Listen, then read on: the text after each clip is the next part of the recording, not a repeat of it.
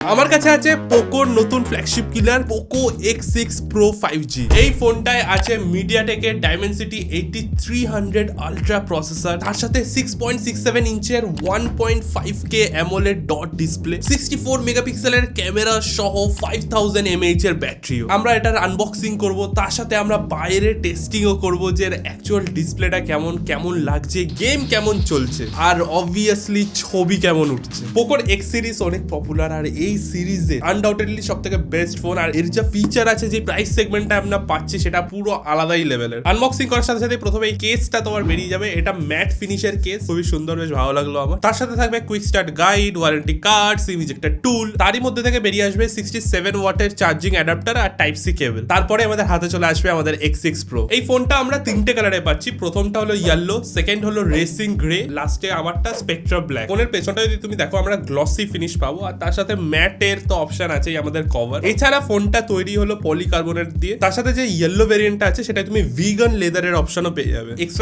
Pro ছিল আমাদের IP53 water and dust resistant, কিন্তু X6 Pro হলো IP54 water and dust resistant. এবার ফোনটা হাতে পেয়ে যদি তুমি ডিসপ্লেটা অন করো, অ্যামোলেড তো আছে, তার সাথে 1.5K রেজলিউশন, সাইজ হলো 6.67 ইঞ্চের, তার সাথে 12 বিটের কালার পাবে, আর রেজলিউশন হলো 1.5K। পোকোর X5 Pro এর বেজেল গুলো একটু মোটা ছিল, বাট এইবারে স্ক্রিন টু বডি রেশিও হলো 94.27%। এই সেগমেন্টে এই লেভেলের যদি তুমি থিন বেজেল পাও, তাহলে আর কি চাই ডিসপ্লের দিক থেকে। আর অবভিয়াসলি আমার ফেভারিট 120 হার্টজ। আমি পার্সোনালি সবাইকে বলবো, আর যদি নতুন ফোন কেনো, মেক শিওর এতে 120 হার্টজ থাকে। মানে যে স্মুথনেসটা তুমি ফিল করবে না, আলাদাই মজা এসে যাবে তোমার। স্পিকিং অফ গেমিং এরও টেস্টিং করা হবে। আমরা ফ্রি ফায়ার, পাবজি সব খেলবো, খেলে দেখবো যে আমাদের যে প্রসেসর আছে তার কতটা দম। তার সাথে ফটোগ্রাফিও করা হবে, চিন্তা করো না। এবার কেন আমাদের X6 Pro অ্যাকচুয়ালি ভালো একটা অপশন, কারণ X5 Pro তে তুমি 900 নিটস এর ব্রাইটনেস পেয়েছিলে, কিন্তু এতে আমরা পাবো 1800 নিটস এর ব্রাইটনেস। তার সাথে কর্নিং গরিলা গ্লাসের প্রোটেকশন আর ইন ডিসপ্লে ফিঙ্গারপ্রিন্ট সেন্সর। এইগুলো সব ফ্ল্যাগশিপ লেভেল ফিচার্স ভাই, কিন্তু তোমরা বাজেট প্রাইস সেগমেন্টে পেয়ে যাবে। এবার এতে আছে dual stereo speaker with Dolby Atmos support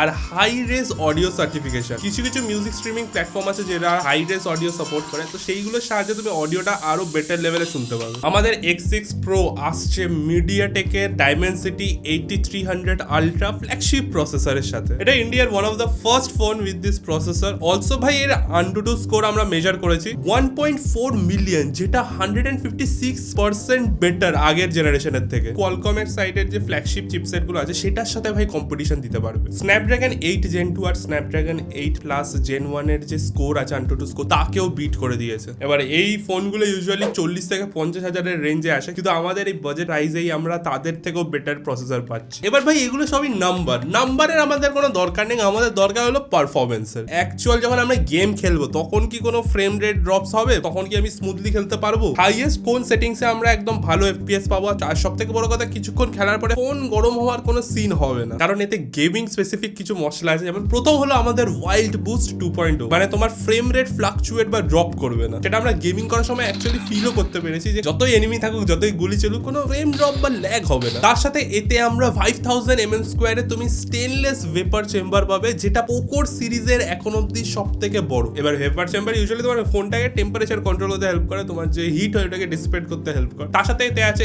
LPDDR5X RAM, যেই কারণে হেভি গেমস যেমন কল অফ ডিউটি, পাবজি আরামসে চলে যাবে। এবার এতে আমরা পেয়ে যাবো হাইপার OS, যেটা Android 14 এর উপর বেস আছে। এই হাইপার OS এখন স্মার্টফোন পাওয়ার করছে, কিন্তু ভবিষ্যতে আমরা টিভি, ইয়ারবাড সবকিছুতে পেয়ে যাবো। হাইপার OS এর ওয়ান অফ দ্য ফিচার যেটা আমার পার্সোনালি ভালো লাগে, সেটা হলো তোমার লক স্ক্রিন কাস্টমাইজেশনের অপশন পাবে। ডিফারেন্ট টাইপ অফ স্টাইল আছে, ফন্ট আছে, ক্যারেক্টার আছে, যেগুলোকে নিয়ে তুমি খেলা করতে পারবে, নিজের মনের মতো লক স্ক্রিন লাগিয়ে নিতে পারবে। তারই সাথে তুমি তোমার যে ওয়ালপেপার আছে, তাতে একটা ডেপথ এফেক্ট দিতে পারবে। আর ফ্লোটিং উইন্ডো থেকে শুরু করে স্প্লিট স্ক্রিন সবকিছুই বেটার আছে আমাদের হাইপার OS এর সাহায্যে। এবার 2024 শুধু আমাদের লক স্ক্রিন এডিট করা যাবে, একটুখানি ওয়ালপেপার করা যাবে, ব্যাস এইটুখানি হয়ে গেল না। 2024 আমার চাই AI ফিচার্স। এখন প্রায় প্রত্যেক ফোনেই আমাদের ইনবিল্ট AI কিছু ফিচার্স থাকে, আর এতেও আমরা হাইপার OS এর সাহায্যে AI ফিচার্স পেয়ে যাবো। সব থেকে যেটা পপুলার, সেটা হলো AI বেসড ইমেজ এডিটিং, সেটাও আমরা এতে পেয়ে যাবো। তার সাথে এতে আমরা AI ফেস আনলকের অপশন তো পাচ্ছি। আর পোকো আমাদের কি করছে, দিচ্ছে 3 বছরের সফটওয়্যার আপডেট আর 4 বছরের সিকিউরিটি আপডেটস।